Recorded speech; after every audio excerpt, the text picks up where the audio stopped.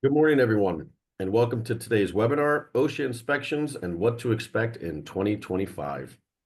My name is Jason Mozo, and I am the Senior Vice President of the Florida Chamber Safety Council, and it is my pleasure to guide you through today's session in regards to this very, very important topic with our webinar today. So this webinar is part of the Florida Chamber Safety Council's ongoing series that's designed to empower businesses with tools and knowledge to create a safer and healthier workplace. So before we dive into the content, I just want to cover a couple quick things. Please use your Q&A feature to submit questions because we will be doing a Q&A at the end of the presentation today. And I will ask those questions on your behalf. And so please do not be shy to ask any questions because this is a very important topic and we have the utmost expert joining us today on this topic. And the session is going to be recorded, and there's going to be a link to the recording that will be shared to all of you after this webinar is completed. So you will have access to the recorded webinar so you could share with your colleagues and your coworkers as well. So as I mentioned, want to make sure that this goes as smooth as possible, and this is brought to you as through the Florida Chamber Safety Council, which is dedicated to support businesses in Florida with the best practices, tools, and resources. And again, just remember, if you have questions, please put them in the Q&A. All right, so what you see here is the Florida Chamber Leadership Cabinet is made up of three key councils: the Safety Council, the Health Council, and the Sustainability Council. Together, these three councils work toward a shared mission to make Florida the safest, healthiest, and most sustainable state in America. These councils and committees represent our proactive approach to addressing Florida's most pressing workplace challenges through collaboration and innovation. On the next slide here is a slide of our advisory board members. So our efforts are guided by an incredible group of advisory board members, industry leaders who bring their expertise and leadership to help us drive our mission forward. So as you can see here, these are the individuals and organizations helping us lead these efforts, and their guidance ensures that we're tackling Florida's challenges with precision and impact. On the next slide is just a brief overview of our services and trainings that we offer at the Florida Chamber Safety Council. We offer an array, copious amounts of different OSHA safety training courses, train the trainer courses. We have membership services. We also do on-site safety inspections, safety and health risk evaluations. We perform mock OSHA inspections, consumer liability audits, and the list goes on and on. We are a one-stop shop, and there's nobody in the country that does what the Florida Chamber Safety Council does when it comes to safety and health and sustainability. So please scan your QR code to review some of our training opportunities, or if you'd like to learn more, you can reach out to me directly. Next slide. We have one remaining public training course that is open to the public. It's actually scheduled for this Friday. Mental health is one of our biggest initiatives with our Health Council, and is also a very big topic these days in the workplace. So QPR training is a suicide prevention training course, which is a 1-hour course, and we do have a few seats left open. So if you're interested in this class, or if you know of anyone that might be interested to learn a little bit more about suicide prevention, this is a great class that would help you save lives. So I highly encourage you to scan and join us this Friday for the 1-hour training. It comes with training manuals as well as a certification, and the QR code is there for you to register. And we will be coming out with our 2025 calendar very, very shortly, so you have a whole list of trainings that will be coming up in 2025. On the next slide, I just want to highlight some of the benefits of becoming a member of the Safety Council. We have 3 different tiers: Safety Champion, Safety Leader, and Safety Advocate. Membership provides businesses with exclusive access to advancing training opportunities, expert-led workshops, and a network of safety professionals across Florida. And it's also a very cost-effective solution when it comes to safety trainings, where there's discounts available and trainings that are included within your membership. So by joining, you'll not only gain valuable resources, but also contribute to our shared mission of making Florida the safest, healthiest, and most sustainable state in America. So please visit our website or scan the QR code to learn more about becoming a member of the Safety Council.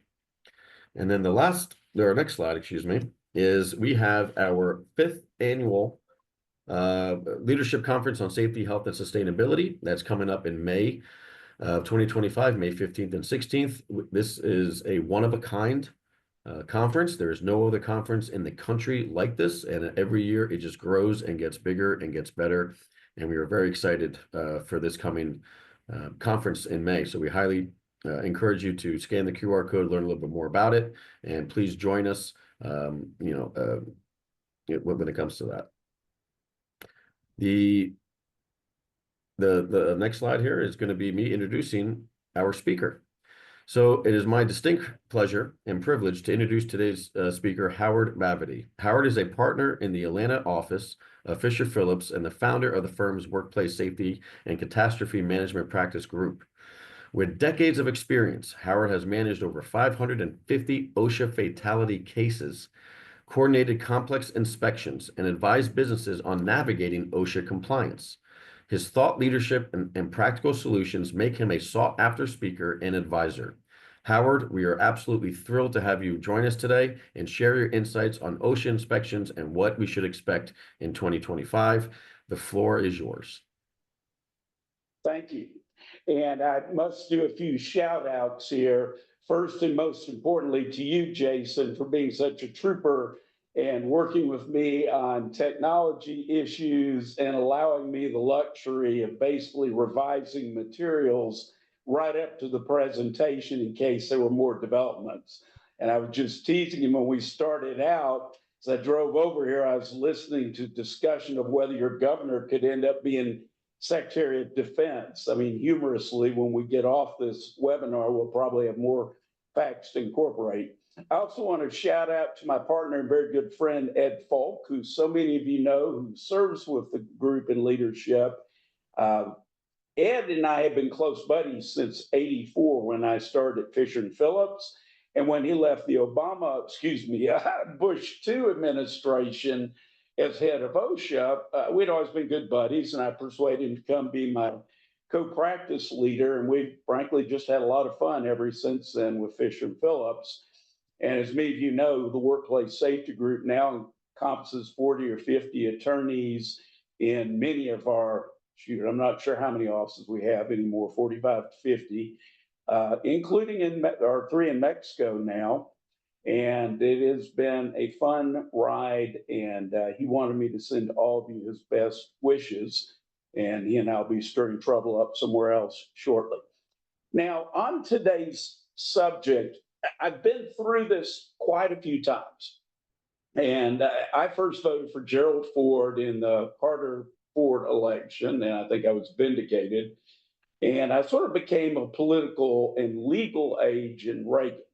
And I really remember very little about the Reagan OSHA focus, simply because back then my focus was primarily on traditional labor.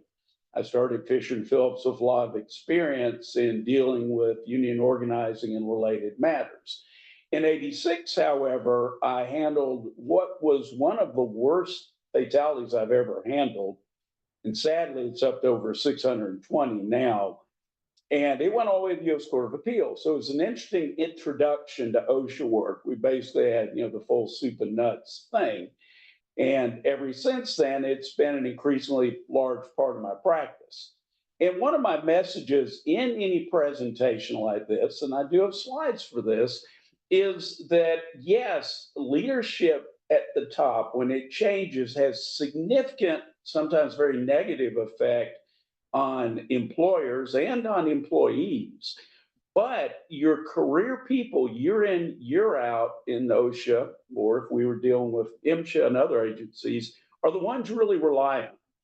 And the biggest significant factor is how much autonomy they're given. Under the Obama administration, for the first year or so, they used the chief of staff, which is traditionally and only a DC position, to try and micromanage regional administrators, OSHA directors, and that ended after a couple of years.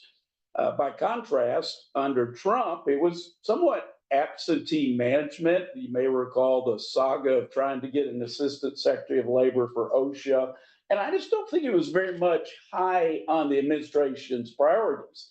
This was not good from a funding standpoint, but in fairness, neither party ever really adequately funds OSHA.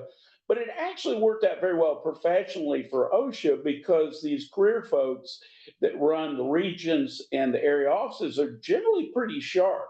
And if they aren't being subjected to a lot of bureaucratic intervention from DC, things tend to go more smoothly.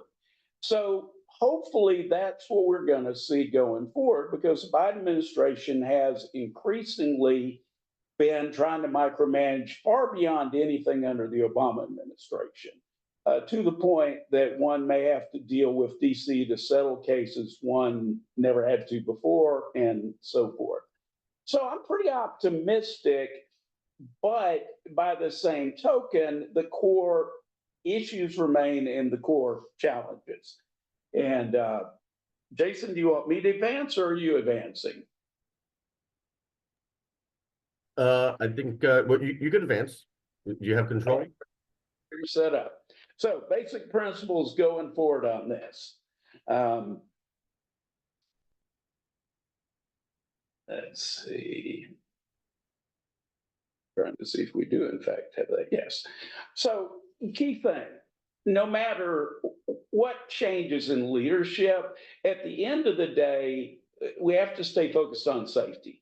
And yeah, I toyed almost with just having a lot of slides today on really focusing on what makes your safety processes work. And it really emphasizes the value, like the organization, sponsoring us now. It's not focusing on how to prevent OSHA violations, how to deal with OSHA, though that's absolutely vital. The key is figuring out what works, what keeps us safe. Recently went through a review of a multi-billion-dollar construction company's quote unquote safety manual, safety processes. And topic for another time, having a voluminous safety manual is not necessarily a great idea, in part because it becomes no longer real. It's not actually being followed as a guide. It's become sort of an end in itself. There are a lot of arguments for having individual procedures, but your foundational policies are what really make things work. You'll never meet a CEO that says anything other than safety is number one, and it never is. I mean, let's be honest, it can't be. At the end of the day, there are going to be other technical product quality concerns that are number one. But it really, truly must be ingrained in culture. It must be part of all our business decision making. That's why I'm always impressed when I'll talk to a CEO who doesn't say it's number one. He goes, Howard, we're trying to always up our focus on it, integrate it into all our decisions, but it's not number one yet. That's an honest view. So what makes it work? You have to step back right now and consider what are the factors that make our safety program work and prevent OSHA violations. Because one of my recurrent themes today, and something I'm always harping about, is repeat exposure is your worst, from the OSHA standpoint, cost and legal exposure area.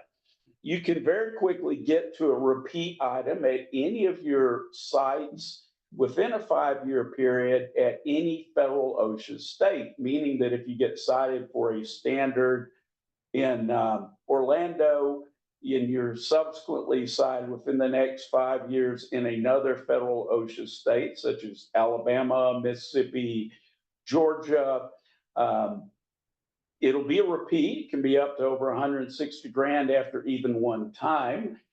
You continue getting repeats. There's prospect of them being willful, and certainly under the current administration, and to some extent probably under the Trump administration, if one continues getting willful items, particularly if they're involving serious injuries and fatalities, you're then looking at what's called incident by incident citation, which basically means that OSHA will cite you for every single unguarded piece, every single failure to tie off every person you didn't train on HAZCOM. Because you may remember the normal OSHA citation, it will cite what your violation is, the standard applicable to it, and then it will list instances. Employee A hadn't been trained, employee B hadn't been trained. But OSHA does not issue each of those instances as a separate violation with a separate penalty. Under instance by instance, that's exactly what they do. So as you're doing this sort of step back and considering what works first, what shapes your employee's culture. I know you're very focused on behavior based and all, but second, what are our exposure areas and how do we keep the eye on the ball? Many of you know that year in, year out, surveys show that typically around 70% of serious injuries and fatalities involve experienced employees, not new hires. Now, granted, when it's a brand new employee gets killed the first day, that raises a lot of issues. We're often looking at willful, even criminal concerns in that dramatic scenario. But the reality is, it's our experienced employees who most typically use bad judgment and have something happen. So, what is it we do to meet our responsibility to keep things on their mind? And frankly, it's easier for those of you in construction because there's more of a process of, pre-work meeting, pre-shift meetings, periodic toolbox and safety talks, and often a weekly, even daily series of walkarounds and self-inspections to determine and correct violations before anyone gets hurt or you get cited. But outside of construction, when you get into manufacturing, hospitality, logistics, you don't often have as ready and understood a focus. And if you really look at what I call foundational policies, the things that keep safety on employees' mind, help prevent those experienced employees from no longer taking safety perhaps as seriously, are similar activities to what are routine in construction. Particularly if your workforce is spread out in small locations, it can be more of a problem. Or if you're sending a handful of techs to work this job and then tomorrow a different job. But ultimately, you have to have safety processes in place that first have determined what the compliance issues and hazards are for each type of work you perform, whether it be in your facilities, whether it be at a customer's facilities, or whether it be remote in this day and age. And if employees do not have safety professionals near them, how do you train those employees? What tools do you have to make sure they are being responsible to ensure that their workplace is safe and that they have the necessary safety and so forth? How do you do refresher training in addition to regular training? We generally find people do a thorough onboarding on safety. And then as individuals move into additional positions, maintenance and so forth, we will provide them grabbing water.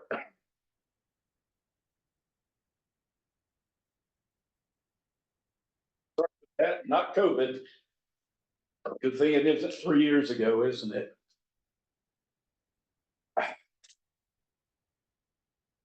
We find the breakdown is often failure document training. Most training is still on the job. And I've heard of a frog in the throat, it's getting ridiculous. Most training is still on the job. And the problem is, it's not in a classroom setting, it's not on a video, or it's not solely on a video. It still involves employees taking an employee and showing them how to prepare and perform their task. And we often find it's not documented because of its casual nature.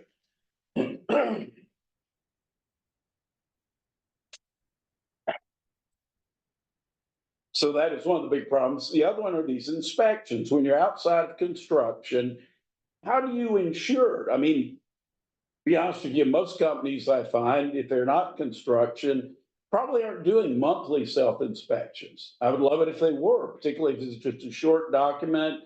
use employees, different managers to perform it? How often do you do self-inspections? And the final area is documenting. You'll note documenting again, proper discipline and so forth. These are the sort of things that makes a difference. So now that I've finished my almost choking to death,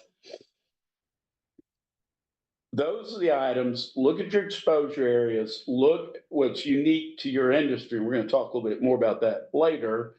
Look what's unique to your area. OSHA does have emphasis programs. OSHA has both national and regional and occasionally even local emphasis programs. And those, I think we need to go back 2 slides here. Thank you. I put links on the slides, which you will get, and focus on those items because this repeat exposure. And if you got your pen out, even though there's some slides in this, I want to emphasize it again right now. Every employer has an obligation about training employees to use fire extinguishers if they're present. OSHA doesn't usually require them to be present, but if they're there because of local codes and all, you have an obligation to document that training. Pretty much every employer is going to have hazard communication obligations. And again, can you document that training? The biggest problem in manufacturing is lockout or de-energization of equipment when making changes, maintenance, and so forth. Not only do you have an obligation to have an overall policy, you have that very challenging obligation to have a machine-specific lockout policy for every machine or process that you have to work on. I've got a foundry right now where we have 1,000. And every one of those has to be annually evaluated, not just on paper, but watching someone do that lockout process and confirm it works, and then also ensure training is up to date. That is a lot of opportunities, something to fall through. And then, as I think a great many of you know, a certain retailer has, God, they haven't paid this much, but I think the amount of penalties issued has been around 20 billion now. And you would ask, good Lord, what deadly safety risk are we talking about? And you already know the answer. It is a retail setting that is small, tends to be understaffed, tends to get new inventory in maybe as much as 6 times per week. Their supervision tends to be ill-trained and particularly not particularly well-trained with regard to safety. And as a result, OSHA comes in, maybe they've just been doing unloading, maybe they actually are unloading some of these just-in-time deliveries, and they find blocked doors, blocked fire extinguishers, blocked electric panels. Those items alone can serve the basis for repeat after repeat after repeat. And that's the sort of thing you have to consider. What are your exposure areas? Look at those emphasis programs, and then go back to my main question there of what have we found works that keeps us safe and out of trouble. Next slide, please.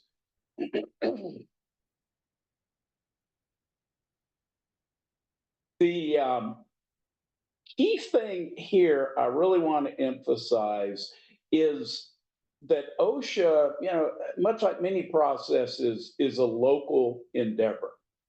I mentioned several times that previous administrations have sometimes tended to centralize and try and micromanage the system. That never works well. I mean, we know in many settings it means if it's a business or a governmental entity, customers, taxpayers tend to not get focused responses when everything's being run out of one place like DC. So our practice and my approach has always been to keep things local. And you need to remember that, yes, political appointees are just that, political appointees. And in the case of the Biden administration, we've seen tons and tons of White House advisors get involved, who are again political.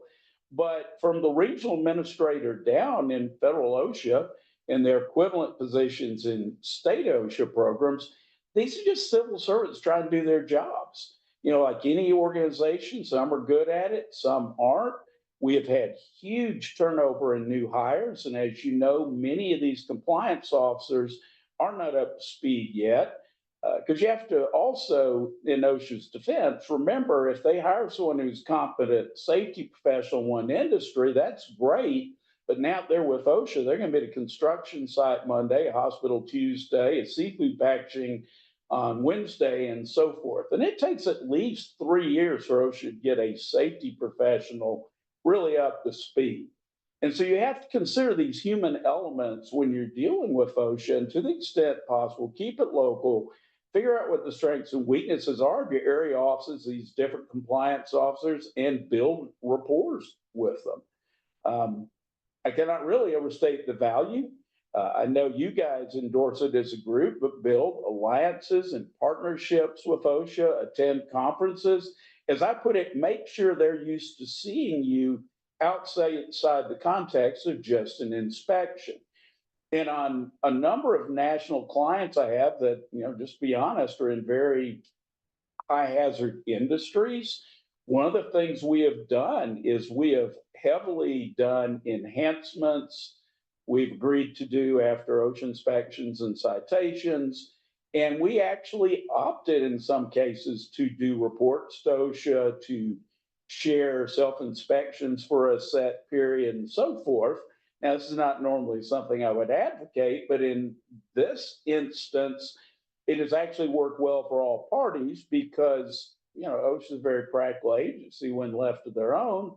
If they have an employer who truly is seeking to achieve good compliance, already to some extent cooperating, partnering with them, they're much less likely to pull out the big hammer for that employer. They're not going to overlook violations, but it's just human nature. Now, notwithstanding, that and my belief in cooperation, you'll note the first statement there in blue. I don't care how well you get along with OSHA. I don't care if you have coffee regularly with the area director and, you really do have as close a partnership as possible. You still have to manage OSHA inspections. And you've heard that from Ed and others.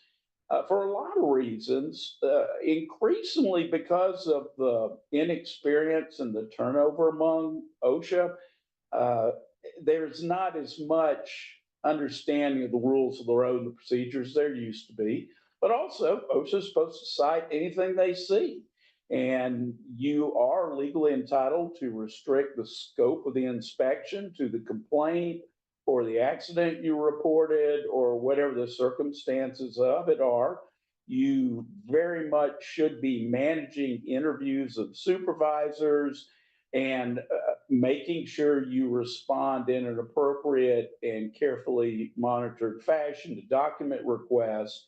So both the build relationships and tightly manage OSHA inspections are how you run it. Now, you'll note the last feature or last bullet point there for the blue. Unions and third-party groups increased use of OSHA, whistleblower claims, et cetera, to harass or organize target employers. That was going on before this administration, and it will be going on long past all of us are still working.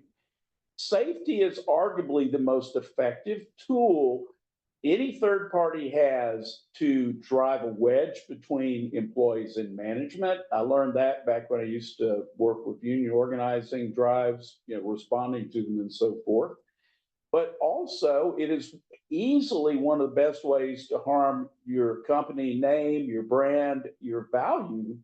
And, we've all seen the ones that get the most news, attacks on Amazon. And I'm not saying the claims are right or wrong, but the point is third-party groups are using OSHA standards and often at the same time EPA standards for some goal other than improving safety.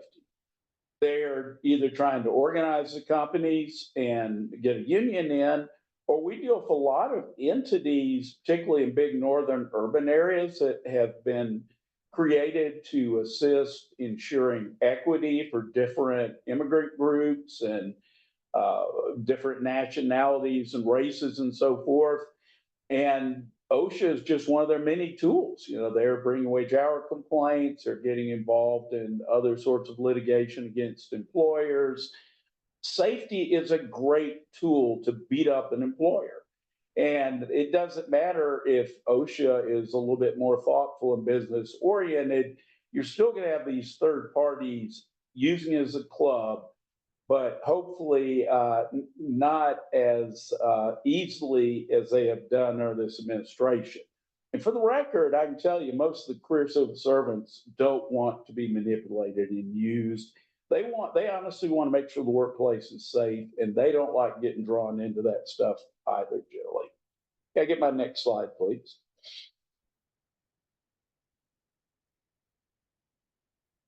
So what happened last time so we can predict going forward? Well, I think most of you know, I already commented on a little bit, is that basically OSHA was left to its own, which worked out pretty well. And that initially continued into the Biden administration because of the COVID disruption. And, I sound like I'm almost, I have a love affair going with OSHA, but of the many federal agencies I deal with, it is actually my favorite. And I have plenty of disagreements on a constant basis with them, but I do find them pretty professional. And I believe that if you've got competent employees, be they public or private, if you have a way to let them actually exercise independent judgment and discretion, we're all a lot better off. So I would normally expect that for this administration, except for, what I think many of you found a really interesting proposal as labor secretary.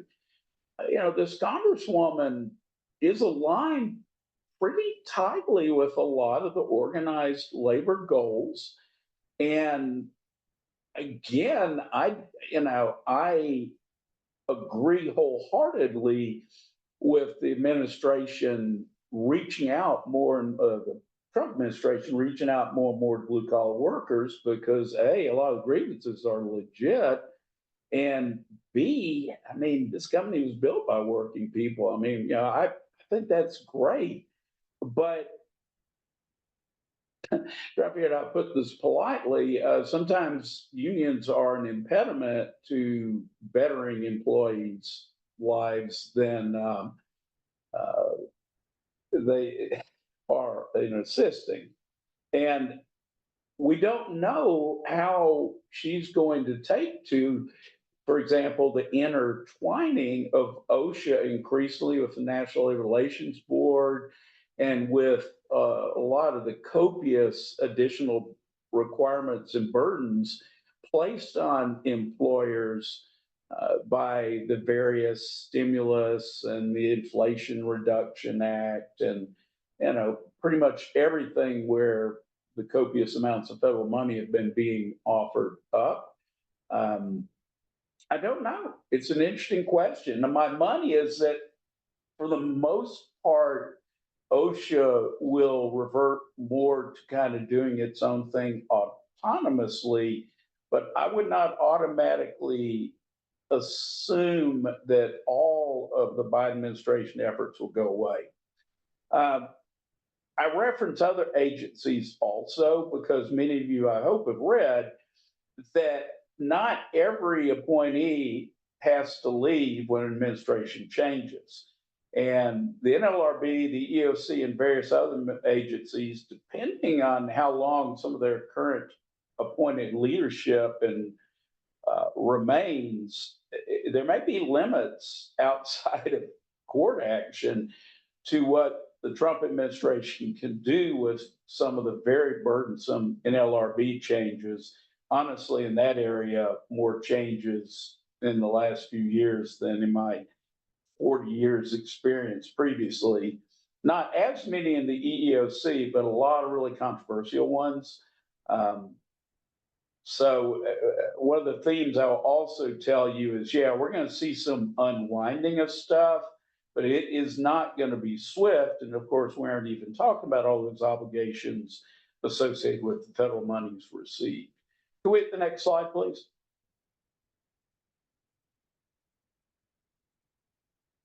And Jason, any questions that you think are so urgent that we need to insert them, or just keep trucking along and waiting for Q&A?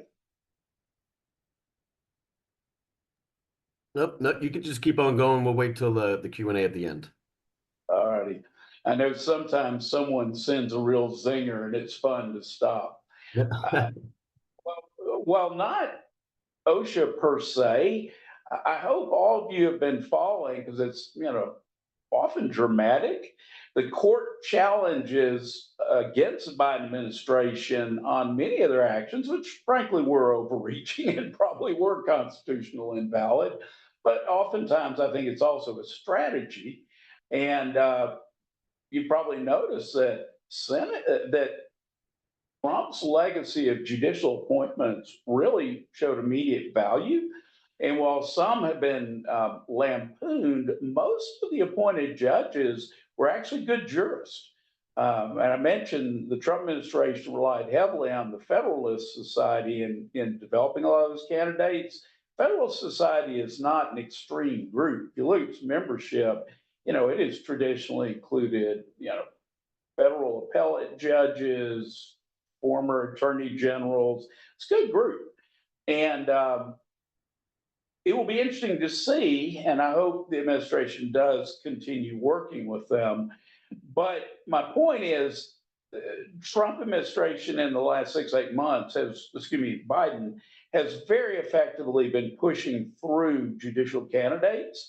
And you may have also read that because of different elected officials taking on possibly cabinet roles and all, Republicans have stunk at having everybody on the floor for votes on these judicial candidates. And if any of you have your elected official ears, do remind them that we appreciate their good efforts to facilitate the administration's transition, but we also, if you go break it down to Wall Street Journal, some of the other publications, look at how many and how swiftly judicial candidates are being approved, and that will affect ultimately how we do a OSHA. And you'll see more venue shopping. I mean, obviously, the Democratic attorney generals who are already boasting about all the lawsuits they're going to bring, they're going to head heavily to the Ninth Circuit in California. And the Republicans are going to continue pretty heavily at the Fifth Circuit and with various courts in Texas. Next slide.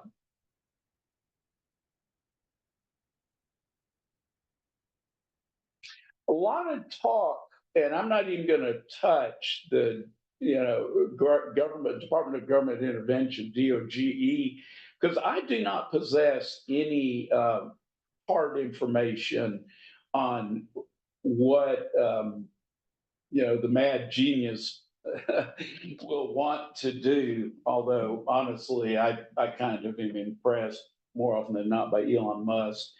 But we do have a fair amount of guidance in the Project 2025. And I know the administration distanced itself from that document during the campaign. And I don't know how much it will ultimately influence the president.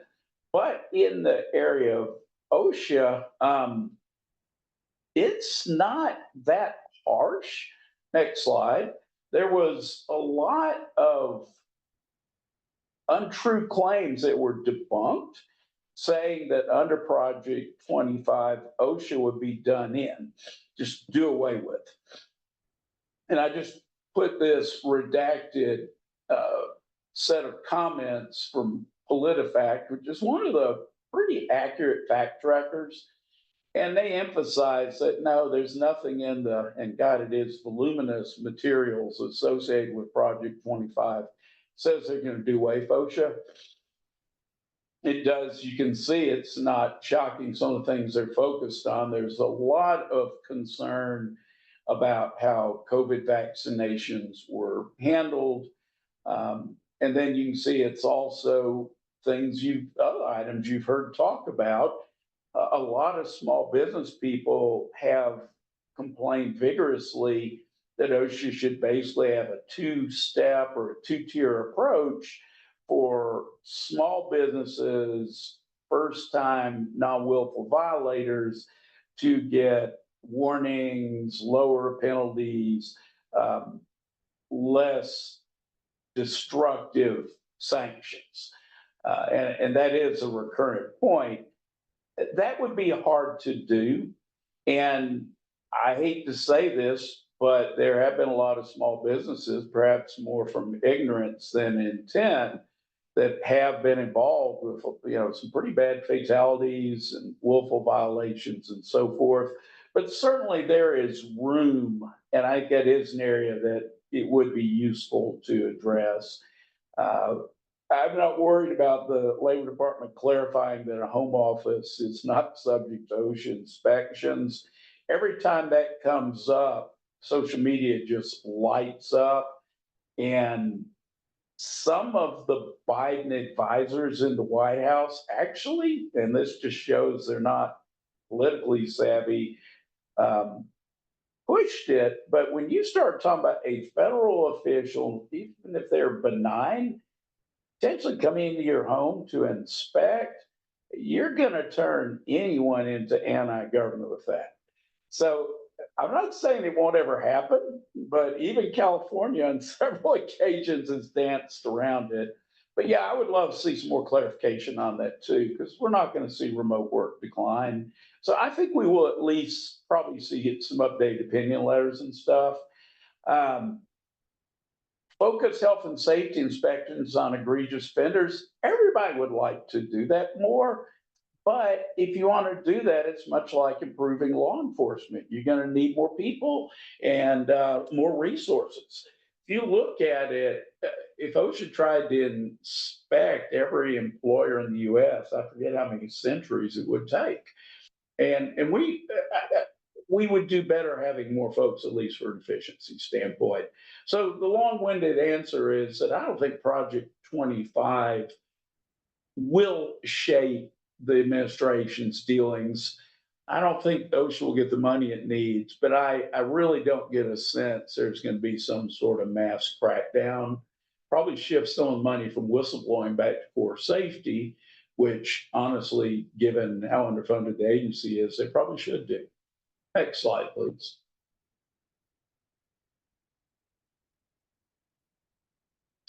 Now, Florida, interestingly, has been more affected by administrative and organizational changes, and this is a good point to emphasize, and then I want to work into some more interesting things.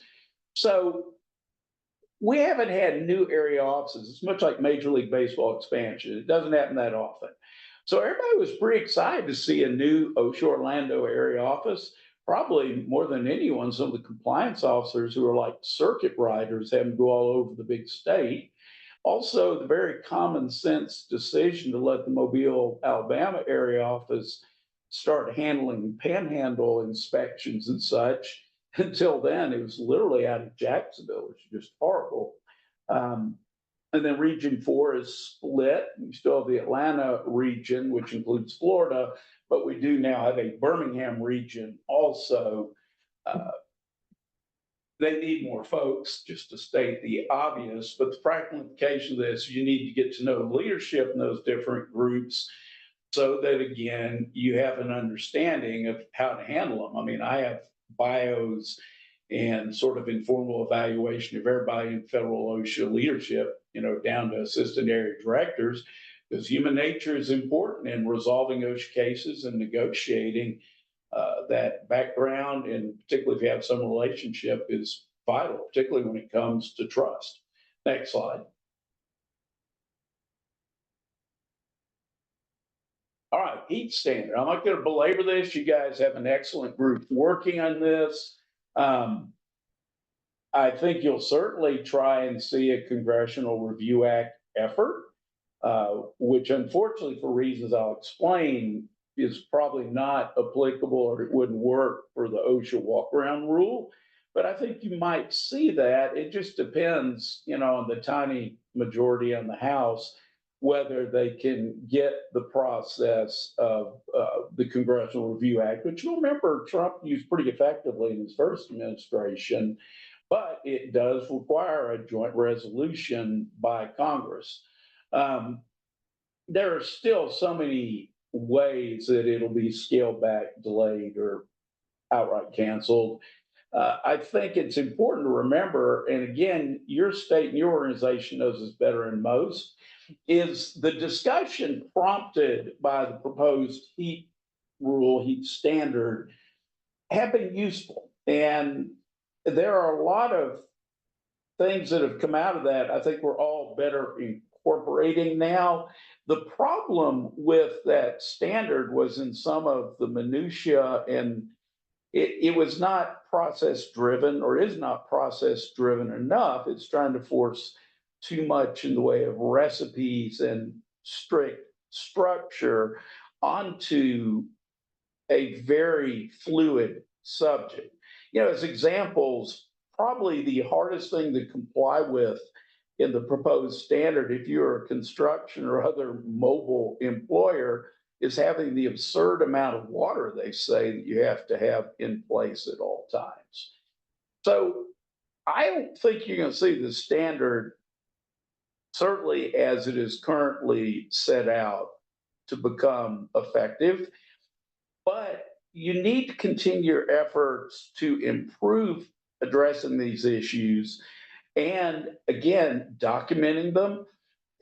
And we did learn that while it probably is not necessarily a best practice to have these strict triggers and cutoffs, we do need more clarity in our own policies and procedures and individuals to act on them. So all that is to say, we've still got the national emphasis program going and is not likely to go away anytime soon. At least probably will be revised in April next year. Plus, there's now 11 or 12 states that are developing heat illness standards. I think there's only about 3 that are fully effective, the others are pending. But we need to continue doing our best practices on heat. And the key is to be prepared to document and defend the approach we used. Anyway, next slide. OSHA walk-around rule went into effect in May. Most OSHA offices pray they don't have to deal with this. Next slide. I want to take a moment on this because it does show the extent that government can just truly be misused. All of you should know that if a company is unionized, employees have a right to have someone from the union there that represents them participate in inspections and related activities. And honestly, in industries like construction, we rarely find this to create much of a problem. Where it has been a problem has been, again, where organizations are trying to either form a union and get it voted in or forced in a company, or other groups have a reason to be attacking the employer. So the regulation, as it would have been revised or is revised, because I don't think this one is going to be aggressively enforced, is that no longer does it have to be an actual union rep of those employees who are organized. Basically, it kept rewriting it and rewriting it to say any third party could come in if they might just kind of be helpful. And you look in the final red language there, because initially this was being sold as, oh, this way you can have people that are experts on cranes and furnaces and electrical, in essence, experts that OSHA may not have the budget for. But by the time they finally issued the final reg, it was like, because they're relevant knowledge, skills, or even in communication. And they don't mean translators. In other words, somebody with another agenda. And where this has actually created more problems in unions is, again, been other third party environmental groups, even groups that are just the old NIMBY. I don't want this in my location. I want this company shut down. I mean, this thing, I am very thankful that we will have a different president now, because it did present a lot of opportunities, excuse me, for mischief. Next slide.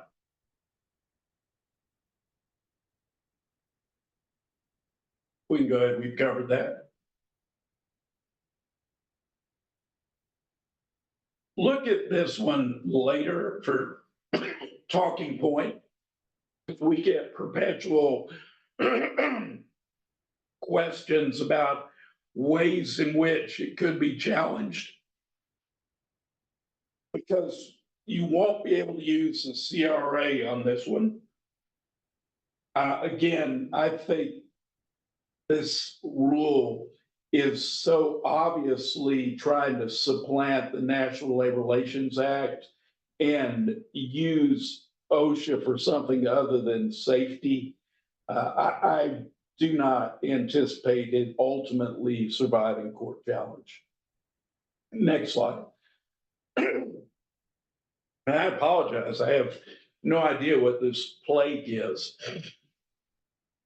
Key point on the bottom, you know, we will probably see yet more changes next year in how much the content and when to enter electronic injury and illness records. So put a very much a star by this to keep monitoring events.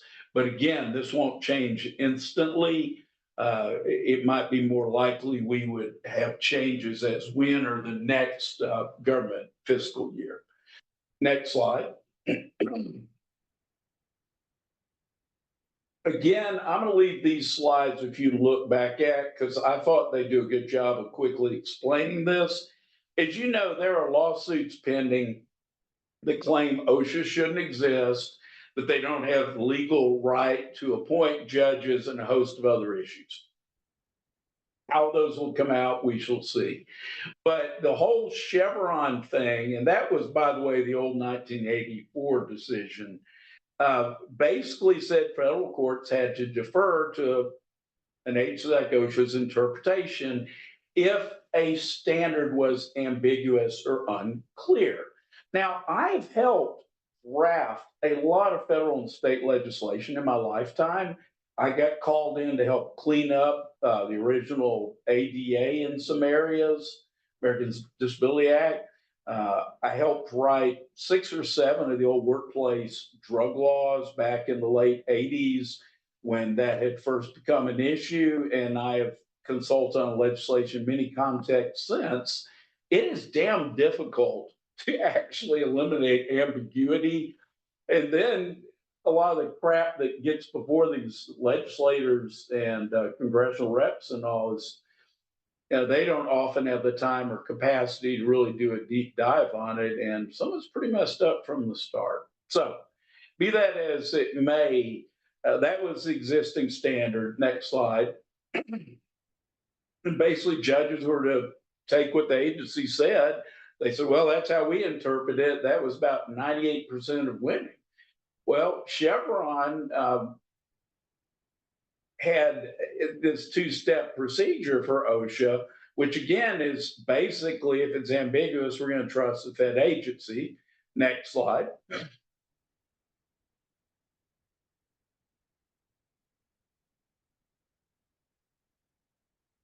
And it's funny, everybody still talks about it as the Chevron case because that just rolls off the tongue, whereas Loper or Looper Bright Enterprises is, you know, so we all talk about the Chevron issue.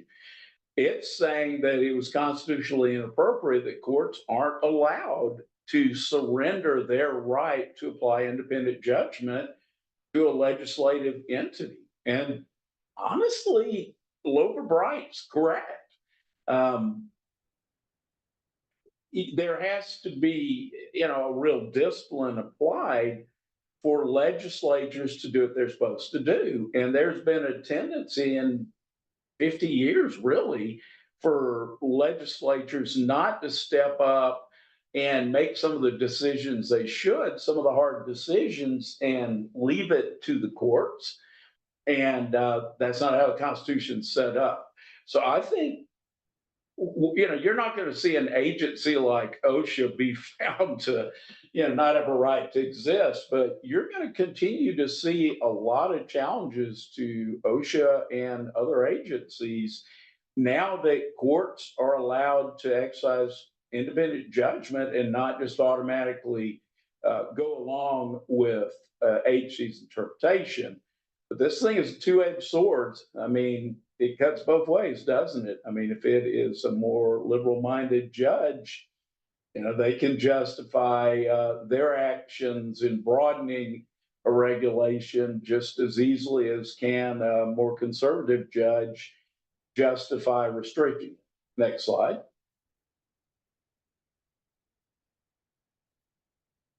Let's go ahead to the next. All right. This is the meat to me of everything we've talked about. Going forward, I've listed over the next 4 slides common problems. And if you'll just go ahead and advance through those, folks can go back and look at them. But these are areas that come up all the time, in addition to some of the ones I've been talking about, like block doors, training if you have fire extinguishers and so forth. Next slide. These are the things that get you hit with repeat items, in part because they often have so many requirements to document, like forklift training. And even if you're not required, for example, to document to maintain written daily inspections, you're still required to do that of your power industrial trucks, forklifts. Next slide.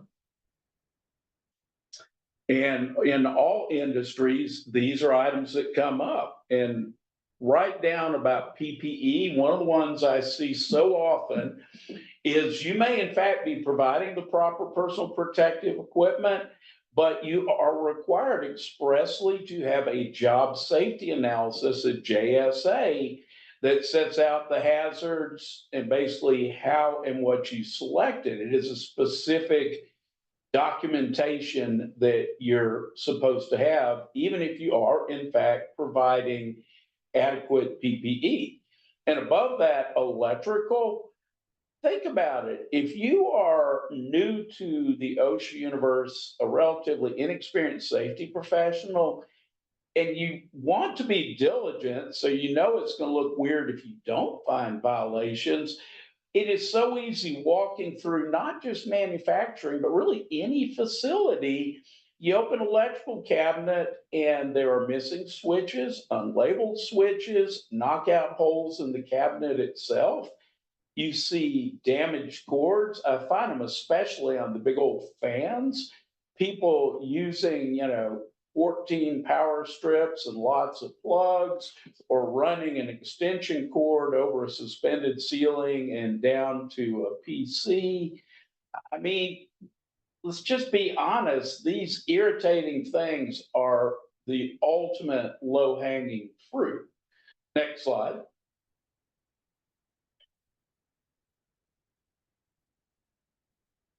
So, how do we tie this all together? And this, like I said, is really what I've been trying to lead up to. I hope I've given you some info, sort of having a sense of where things are going to go, and also reminding you of the importance of becoming an expert on your area office, your region, the focus of things, and especially of your particular industry. I mean, anybody can read an OSHA standard, but most of these citations, you end up resolving them at some stage by negotiation. It may be after contest. And many of them, a great many of them, I find we can eliminate in the inspection process. I'll give you an example. I represent or have done work for probably 7 out of 10 of the largest construction companies in the US. And as you know, any construction setting is complicated because you have a multi-employer site, you have controlling employer, exposing employer, you have the owner of the site, you have sophisticated crafts. I mean, it's a pretty complicated area. And I do mean sophisticated. I mean, you guys see these increasingly amazing towers in South Florida, or if you've gone into any of the Amazon fulfillment centers, the data storage. And if you really want to have your head be spun around, some of the New York City buildings that are successfully being converted to apartments from offices pose hellacious issues. So, what are the odds a compliance officer is knowledgeable about rigging, about trenching and excavation, and so forth? And as a result, for example, one state's associated general contractor, in conjunction with the regional administrator, has been providing classes every few months on sophisticated construction topics for OSHA compliance officers and safety engineers. They've been sending 30 or 40 at a time to educate them. So this is vital, but now I want to educate you on really what it all comes down to, putting aside keep people safe, that should flow ultimately from also avoiding citations. But here's the drill. OSHA has the burden to make a citation out you. What does this mean? You are not guilty until proven innocent, which let's be honest, many of you feel like when dealing with an agency like this. And when I'm managing an inspection, if I'm there or if I'm coaching, remotely, I don't just say take notes about what you see and take photos of what the compliance officer photographs. No, I want you to think about what he has to prove or she has to prove to make out a violation. Was there really a hazard? Measure it. Was it the proper height? Were employees exposed? Or would they have been in the normal course of work? This is very site specific. Was this an area that no work had incurred in for an extended period of time? Was it isolated? Was it where you might reasonably expect employees to be exposed and going to and from other parts? You're not going to, it shows up 6 months to issue a citation. 6 months later, when you get the citation, memories probably are not going to be adequate. Now is the time to see if there really was a hazard created, if there was exposure, would have been normal course of work. Applicable standard or 5A1 theory, OSHA standards have not kept up with changes in industry and technology, and you guys know that. And it's very frustrating. We're still doing a lot of standards, even from the 50s. And as a result, OSHA may be trying to shoehorn something into an inapplicable standard, or they may argue the 5A1 theory, which is where OSHA says we don't yet have a vertical standard for this hazard. However, we can show your specific industry recognizes a hazard. Well, I've got another slide on that, but the gist of it is if you see things going that way, you start then in preparing your arguments and explanation of why either the hazard is not recognized by the industry or the various abatement methods that are going to be proposed are not. And then finally, and write this one down, or when you get the copy of the slide, circle it 4 times. This is where 80 or 90% of OSHA citations are fought.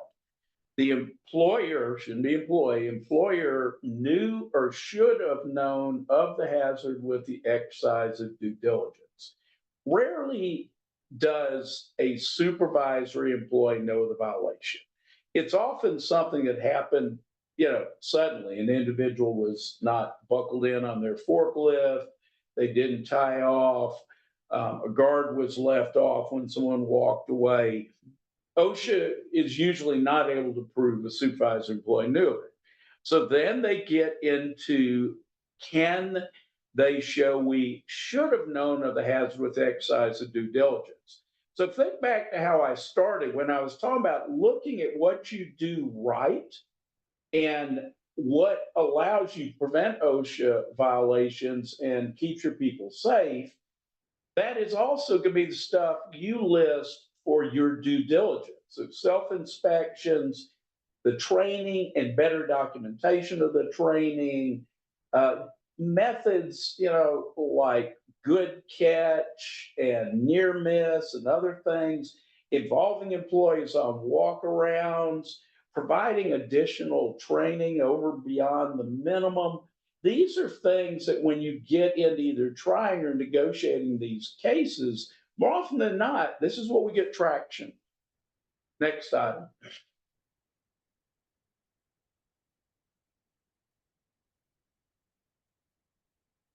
Some of the examples of due diligence, and it's not a very black and white thing, but it is common sense. And these are the most consistent points. To add a few more to what I just mentioned, and bonus points for employee involvement.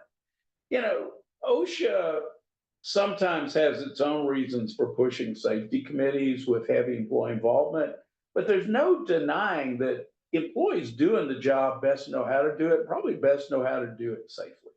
And the more we can involve employees, even in reshaping job descriptions, in developing the training, in figuring out areas that we need to do targeted inspections and self audits, how to better do our site and job specific training.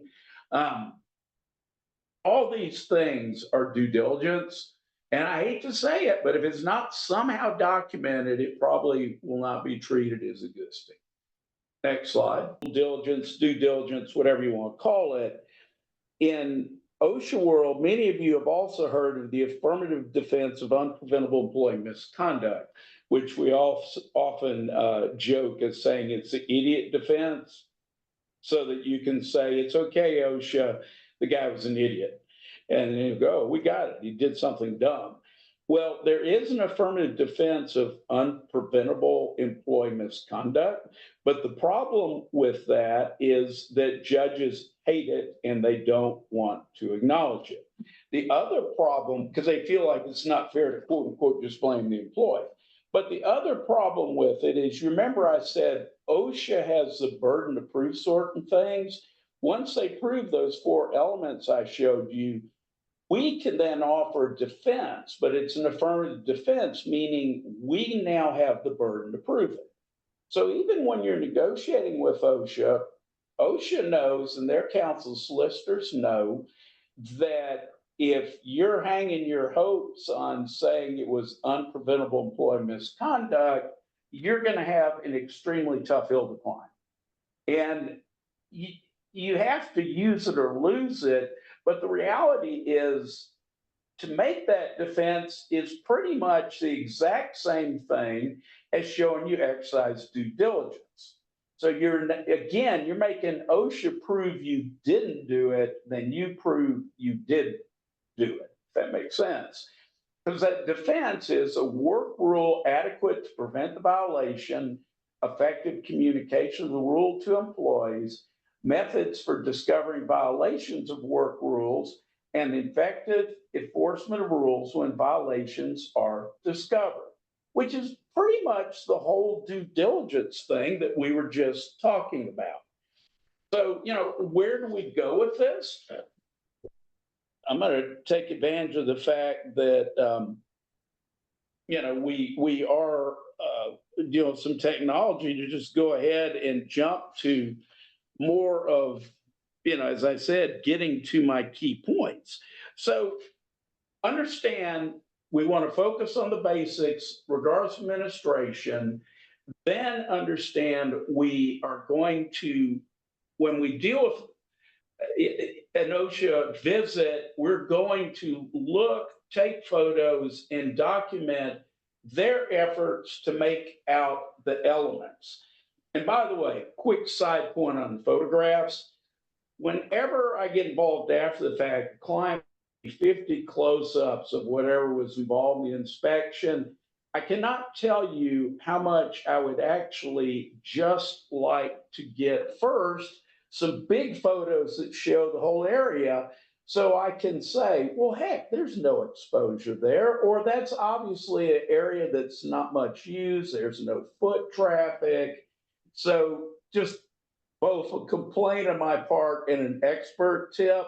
Yeah, get those photos of that guard or electrical issue or whatever, but have some photos so that you can later show OSHA, your counsel, and a judge exactly how this setting came together. So you got some slides in this, so don't worry about having, not having it. This is what I want you to focus on: your OSHA inspection management. Now, you've heard Ed and others do this in more detail, but I just want to hammer on the things that are going to make or break you. Number one, be prepped.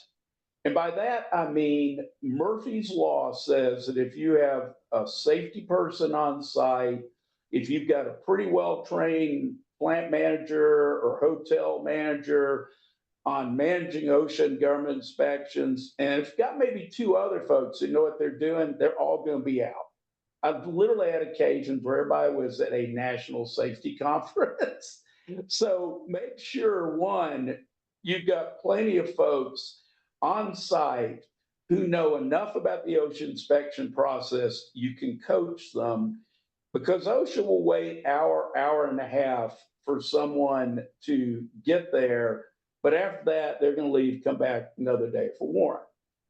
Point two, make sure everybody knows we'll be cooperative. OSHA will be professional, but it's not routine.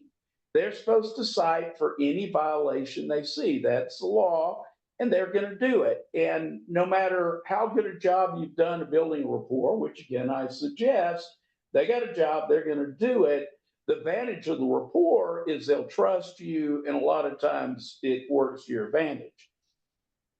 The next point is when OSHA comes on site, they are obligated to do an opening conference and tell you why they're there. And if they refuse to do that, then don't let them in, because that is the law. If they are there because of a complaint, they're supposed to tell you that and what the complaint is, not who made it, but the items that are complaints.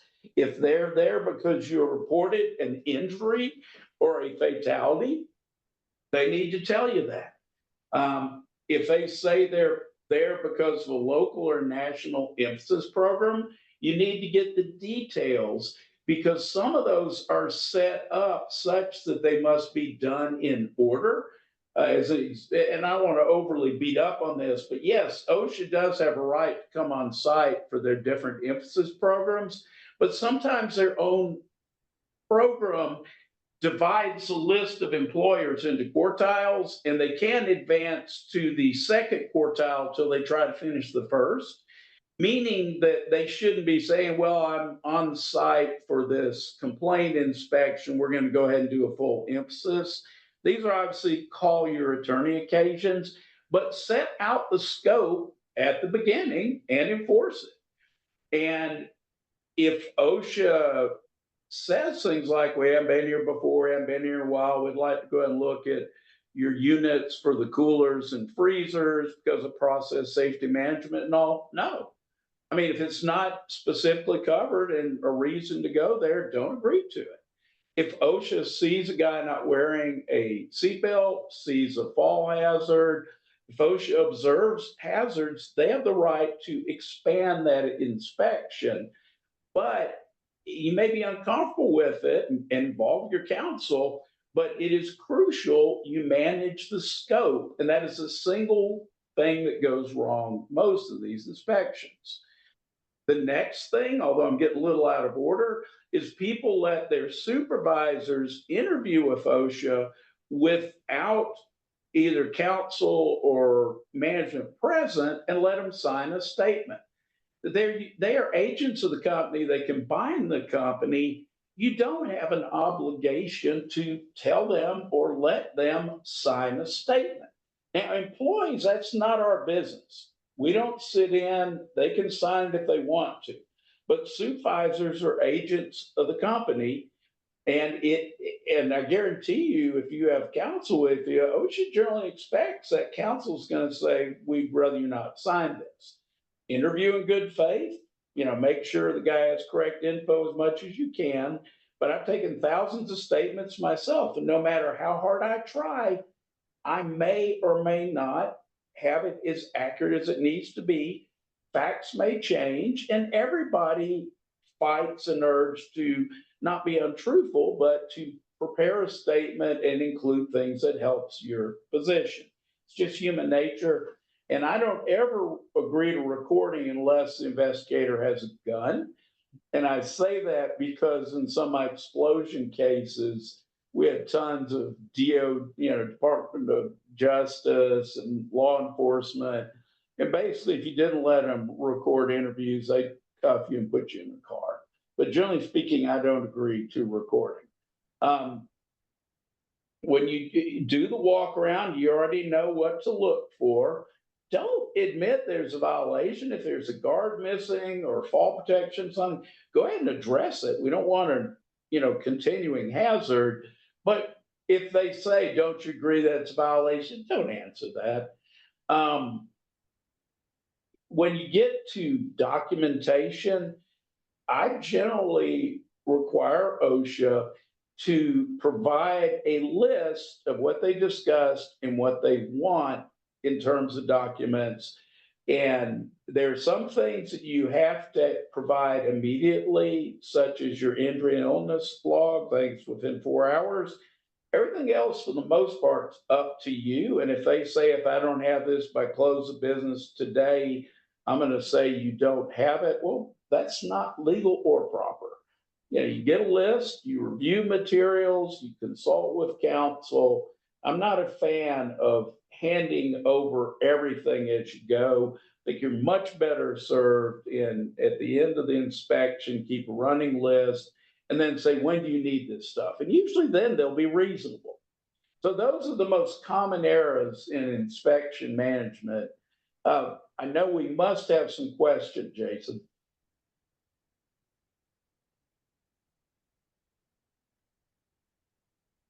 Yes. What are the top 3 steps a business should take right now in order to prepare for OSHA's 2025 inspection priorities? Determine your industry first. And it's very different if you're a trucking company. OSHA's not involved in the over-the-road stuff, even though that's probably where your greatest liability is. Figure out what your issues are, on your dock and checking and ensuring the yard doesn't present hazards, forklifts, and the routine stuff like busted electric cabinets and this kind of another. If you're a hotel, restaurant, you got issues with slick floors, you got tons of electrical issues, HAZCOM for a lot of the chemicals used in cleaning, blocked exits, real common in hospitality and restaurants, failure to train people on fire extinguishers. But literally, it's easy once you pull your industry and audit. And like I said, in construction, self-inspections are common. They ought to be more common in every other industry. And if you're not, and there's no magic to it, there are tons of apps you can buy, off the shelf, or you can come up with something just common sense, 20, 25 points to once a month or whatever, check. And again, many of you are doing that. And if you are, then my challenge to you would be to refresh it and figure out how to change it so that employees and supervision keep doing it. So that'd be my first point. Second point is find your OSHA history, see if you have any items in the last 5 years. And then, as I said, make sure every location has at least a couple of people who know what OSHA stands for and that you can coach if an inspection comes on site before you get there or a safety professional gets there. And make sure that everybody understands if they fail to tell you as soon as OSHA or any government investigator comes on site, you will keel haul them, which I understand is still good law in Florida. Resist the urge when the economy goes down to cut resources for safety. It's tough to say for smaller businesses when they truly need a designated safety professional.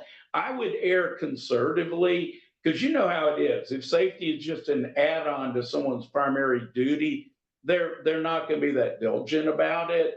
Um, really good safety folks are a hot item now. I just had a client who had 3 poached, which has left me in a world of hurt. So I would say take good care of your safety folks. Take good care of all your employees. But speaking as a lawyer who has to deal with them, please take particularly good care. So those are several key points. Here is what are the best practices for narrowing the scope of an OSHA inspection and ensuring that it does not disrupt overall business operations? That's an excellent one. And the truth is, OSHA, if the compliance officer's been there a year or more, knows darn well that if you have a lawyer, or even if you don't, you're going to try and limit what he sees. And a lot of them are actually okay with that because they've got a list of 19 other employers they got to go see. And they'll be more than happy if they get in and out quickly without having to go into 30 other areas. So it's not even a deceitful thing. I mean, I'm often very honest about, this is the route we're going to take to get you to the complained of area, and we're going to go this way. And they know you're going to do what you can do to keep them from seeing other areas. And I don't hide it. And rarely do they, you may see them trying to lag and look, but that is basic law. In terms of how to manage it, that opening conference is key because it depends on what's going on. If it's a fatality or a serious injury that triggered it, they're probably really eager to just get out and physically see. And I always say you need at least 2 people to handle an OSHA inspection. One person to walk with them, the other person to be back scrambling to talk to people, get information, and so forth. And more often than not, I have the safety professional be the one that stays back and have the plant manager or some other individual actually take them straight out to the site to see. If it is a programmed inspection, first you got to see the exact scope of it, because usually it's like forklifts, fall protection. But then if it's something like combustible dust, that's a lot more invasive and requires some more thought about how to address it. And there are a number of those emphasis programs, like some of the ones on food processing, that for all intents and purposes are wall to wall. Most emphasis programs don't include hard areas like process safety management. That's normally its own emphasis program. And, that is such a complicated morass. I'm not going to agree to that unless it's clearly either responsive in the inspection or included in the PSM. And you have the right to work with OSHA. I mean, you may, if it's night shift, they're going to show up in the day. You may have people that aren't available immediately. And you're right to work it out, maybe by telephone or Teams or something later. I don't ever recreate stuff for a lot of legal reasons, but it's also disruptive. You do not have to stop and lock out a line to show them how it's done. Again, for a lot of legal reasons, but also obviously for quality and everything else. Those are some of the things I look at. And again, it depends upon the reason for being there. Like I said, if it's injury or fatality, they want to go on, see the site immediately. Okay. And I got one last question. Is during an OSHA inspection, what would you say are the key legal rights that businesses should know or to be aware of in order to protect themselves? Well, and you know what? We can't talk about that too much. Yeah. The first one is managed inspection. And we all, in my profession, we use the word manage intentionally. Not handle, but manage it. Anytime third party comes on your site, you manage it. If it's construction and it's an owner rep or a banker, if it is a third party, a customer coming into your plant or your hotel or your logistics center, you're going to take steps. You're going to require them to have PPE, may give them some basic safety instruction, because if that person gets hurt or injured, you're going to have all kinds of legal issues. Well, that isn't our principal focus with OSHA, but it's the same concept. Whenever anyone comes on site, you have to manage it. The other thing is that even though this is not a criminal case, usually, it is still the government who can enforce their will with guns coming onto your site. And while we don't really look at it the same as if someone kicks your door down trying to find drugs or something, it is still a situation, where the Fourth Amendment applies and all. So polite and professionally, but do limit the scope, manage it tightly. And if you feel like it's going to be sticky, use your lawyer as the bad guy. Everybody hates us anyway. So get your attorney, if he's not actually at the inspection, involve him in the opening conference and let him be the guy that sets out the law, so to speak, on scope. And the funny thing is, more often than that, that will de-escalate and escalate it, because even if you're 100% right, it's OSHA's experience in most government agencies that they get away more with non-lawyers. So, put the lawyer on. And ironically, if it's someone the lawyer knows, which often we do, we'll probably give the area director or the compliance officer a hard time next time we see him, going, did you really push me on that? But the scope is important. The next thing that I think is very important is managing those supervisory interviews. Because, the truth is, people, when they're interviewed by the government, freeze, they don't think, they may forget things, they may say things, they're easily led.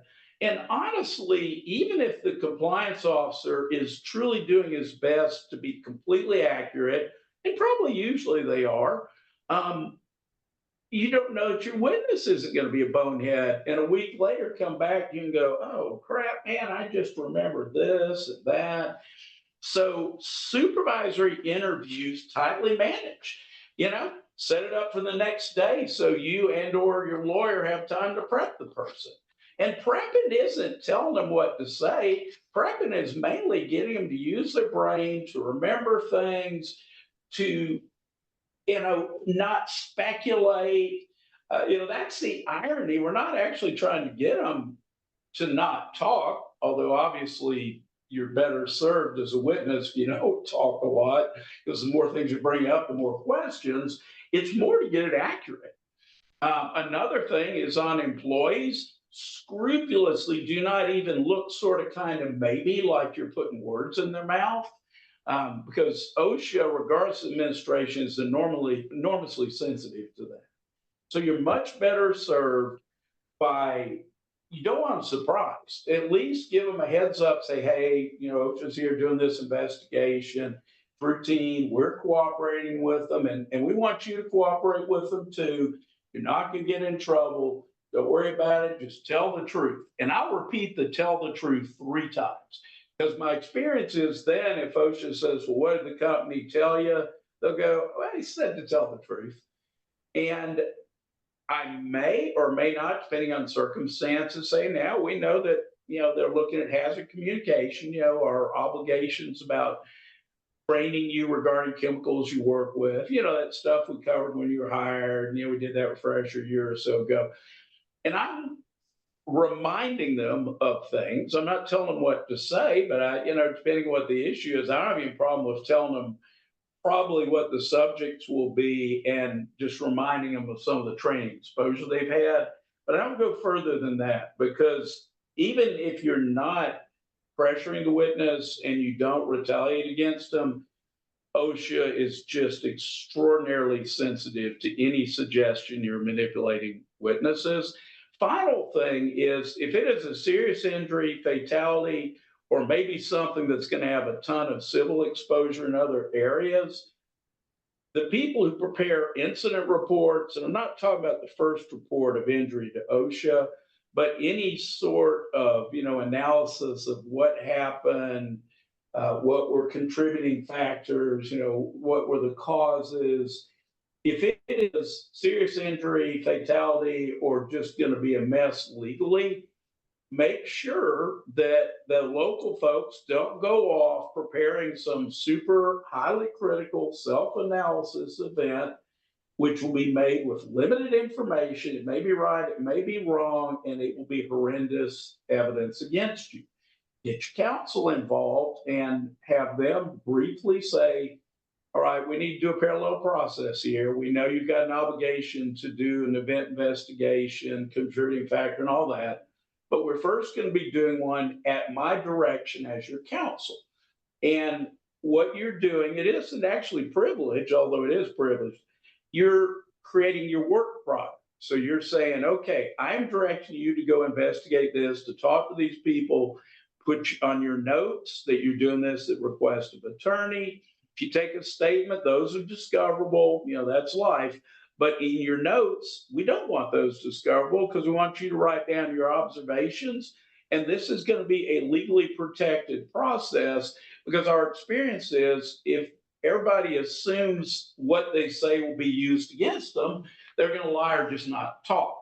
I mean, what interest does anyone have to give you the full facts if it makes them look bad? And that's bad for public interest. I mean, we do want to find out what went wrong and how to fix it. And it's a lot harder to do that if it's being swiftly done on a document hours after the incident that OSHA and everybody else is going to get a hold of. But those are, again, points that worry me. Great. Well, that basically wraps up our webinar because that's all the time that we have for today, unfortunately. But a huge thank you, Howard, for sharing your invaluable expertise and your suggestions and recommendations. I really can't thank you enough for joining us and being a speaker today for our webinar. So thank you so much. And also to all the attendees for joining us.